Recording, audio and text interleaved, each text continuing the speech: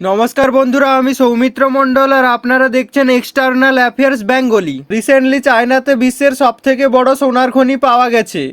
বলা হচ্ছে যে এই খনিটি থেকে 1000 টনেরও বেশি গোল্ড পাওয়া যেতে পারে।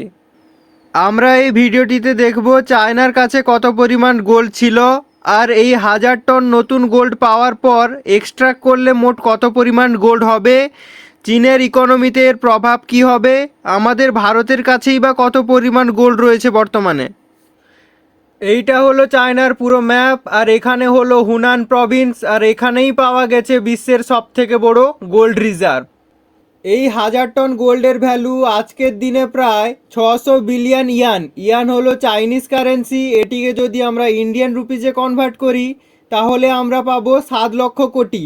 যদিও বা এই ভ্যালুটি মুকেশ আম্বানির টোটাল ওয়েলথের থেকে কম, কিন্তু একবারের জন্য যদি আমরা ভাবি রিলায়েন্সের শেয়ার প্রাইস পড়ছে, আম্বানির নেটওয়ার্থ কমতে পারে, কিন্তু সোনার মূল্য স্টেবল কারেন্সি হিসেবে মানা হয়।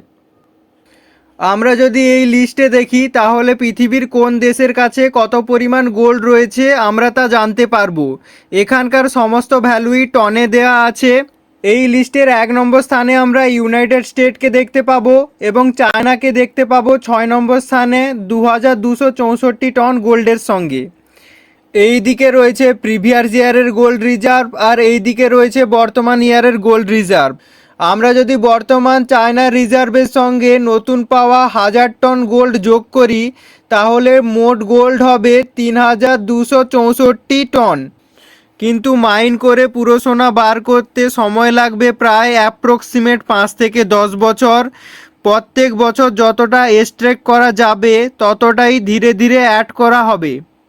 মোস্ট প্রবাবলি 2035 নাগাদ চায়নাকে তৃতীয় স্থানে আমরা দেখতে পাবো 3264 টনের সঙ্গে। এবং আমাদের ভারতের স্থান দেখলে আমরা দেখতে পাবো ভারত 9 নম্বর স্থানে আছে।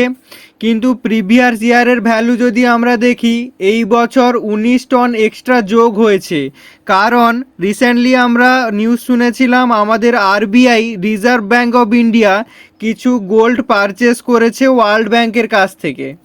এখানে যদি আমরা আমাদের আগের স্থানটি দেখি রয়েছে জাপানের। জাপান এবং ইন্ডিয়ার মধ্যে সামান্য একটু পার্থক্য রয়েছে 5 টনের।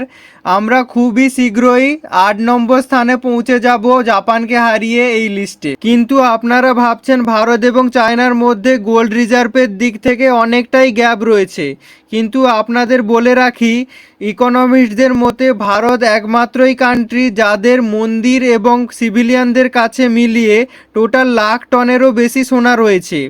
আপনারা জানবেন প্রত্যেক ভারতীয়ই নিজের জীবনকালে 1 ভরি হলেও সোনা কিনে থাকে।